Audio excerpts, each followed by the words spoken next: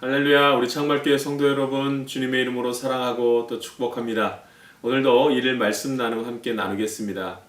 오늘 말씀은 창세기 44장 말씀입니다. 하나님의 인도하심을 보라는 제목으로 함께 말씀 나누겠습니다. 오늘 말씀은 요셉이 다시 찾아온 형들을 한 번 더 속이는 장면이 나옵니다. 그런데 오늘 본문에서는 그 형들이 자신의 가정 이야기를 요셉에게 자세하게 설명합니다. 물론 아직까지도 형들은 요셉이 자신들의 동생이라는 것을 알지 못합니다. 그래서 아무것도 모르는 형들은 요셉에게 자신의 가정의 슬픈 과거를 이야기합니다. 형제들을 대표해서 유다는 자세하게 자신의 가정에서 벌어진 일들을 설명하게 되었습니다. 이번 사건에서 주범으로 걸리게 된 베냐민은 아버지 야곱이 가장 사랑하는 아들이라고 설명합니다. 그래서 절대로 이곳에 두고 갈 수 없다고 요셉에게 간곡하게 전합니다. 오늘 말씀을 가만히 듣다 보면 야곱의 가정사에 대해서 한 번 더 생각할 시간을 갖게 됩니다. 아브라함의 후손들인 이삭과 야곱의 자손들, 그들은 복을 받아야 합니다.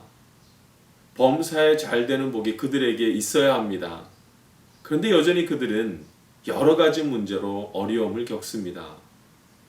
야곱은 사랑하는 아들 요셉이 어디로 갔는지도 모르고 죽은 줄 알고 평생을 살아갑니다. 그 아버지가 이제는 두 번째로 사랑하는 아들 베냐민을 잃게 생겼습니다. 아버지는 이 아들마저 잃으면 죽어버릴 것이라고까지 말했습니다. 그 얼마나 안타깝고 마음 아픈 일입니까?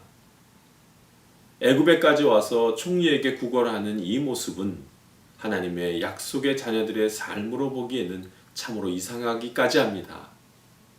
그런데 우리는 그 다음까지 보아야 합니다. 이 모든 것은 하나님께서 허락하신 일들이었음을 볼 수 있어야 합니다. 야곱이 평생 아들을 잃었었다고 생각하나 하나님은 그 잃은 줄 알았던 아들 요셉을 애굽의 총리가 되게 하셨습니다.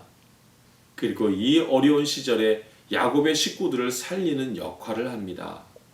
이뿐 아닙니다. 요셉은 하나님의 이름으로 애굽에서 기근 가운데서도 기근을 버텨낼 수 있는 지혜를 가지게 되었습니다. 하나님이 주시는 지혜로 수많은 백성들이 기근으로 고통당하지 않도록 미리 준비했던 것입니다. 이것이 하나님의 방법입니다. 결국 야곱은 요셉과 만납니다. 그리고 그의 가족들은 고센 땅이라는 아름다운 땅에서 오랫동안 살아가게 되었습니다. 역시 환란이 없는 것은 아닙니다. 야곱이 살아간 인생이 힘겨웠습니다.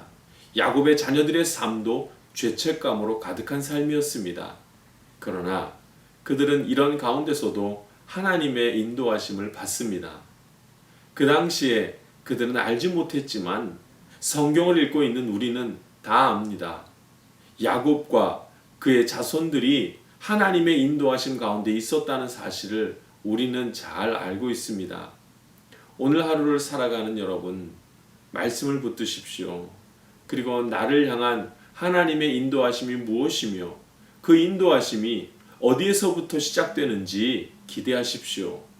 하나님은 하나님의 자녀들 가운데 늘 동행하시며 보호하시고 지키시는 분이십니다. 기도하겠습니다.